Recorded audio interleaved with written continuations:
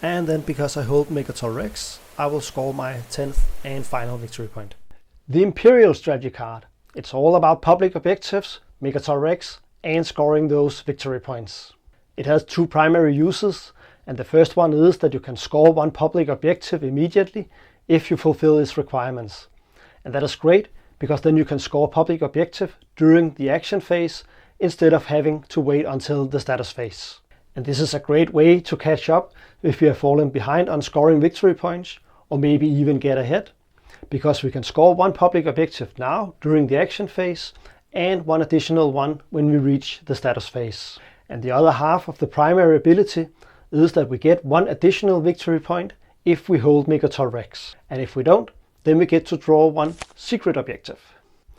Have you ever during the strategy phase considered taking the Imperial card while looking at the game board thinking, yes, I can take Megator Rex as my first action in the next game round, but there's no way in this galaxy I'm going to hold that planet until it gets to be my turn again, so that I can play the Imperial card and score that additional victory point that could potentially win the game for me. This is where fleet logistics come into play. So as your first action, you muster a fleet and enough ground forces to gain control of Megator Rex, and then you let the wonders of fleet logistics happen because you can do a second action immediately after. And then you of course play the Imperial card so you can score that additional victory point, and you don't risk losing Megator Rex in between those two actions. But if you don't control Megator Rex, then you get to draw one secret objective. And you can have up to a total of 3 of those in any combination of scored and unscored ones. So if you're about to draw a 4th one, then you have to return one of your unscored secret objectives, bringing you down to a total of 3 once again. Getting another secret objective on our hand is always useful, and if we're lucky, we get one that have synergies with either our faction or one of the public objectives. So the sooner we have 3 objectives on our hand, the sooner we can start on planning how to score them. But you can also be unlucky to get a secret objective that simply requires too much effort to fulfill. And then you just have to take the Imperial card as often as you can and start shuffling through secret objectives until you hopefully get a better one. Or alternatively, opt in on the secondary of that card. And that is to spend 1 token from our strategy pool to draw 1 secret objective. You will most likely need to score at least 2 of your secret objectives to have a good chance of winning the game, because the other players will of course try to score theirs. So we need to focus just as much on the secret objectives as we do on the public ones.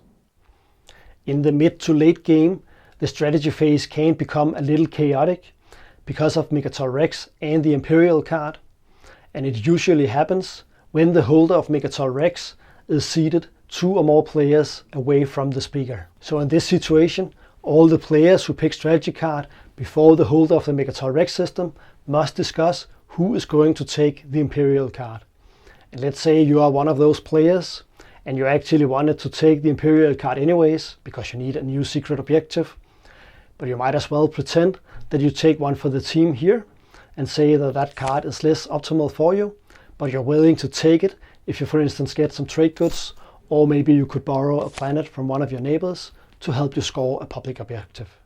But of course this is only relevant if no one can take Megator Rex as their first turn in the next game round, and that is because the Imperial card got the lowest initiative number, and that means that everybody else gets to take 1 turn before the holder of the Imperial card gets to take theirs. And one last thing, let's say no one took Megator Rex in round 1, and we are now in the strategy phase for round 2, and you decide to take the Imperial card because you want another secret objective. But you should still expect all the other players to think that you're going for Megator Rex in this round. So if conflict hasn't started yet, then you can expect it to start soon. And that is the beauty of this game. And with that said, thank you for watching. Please subscribe to my channel, that will help me a lot. And I'll see you in the next one.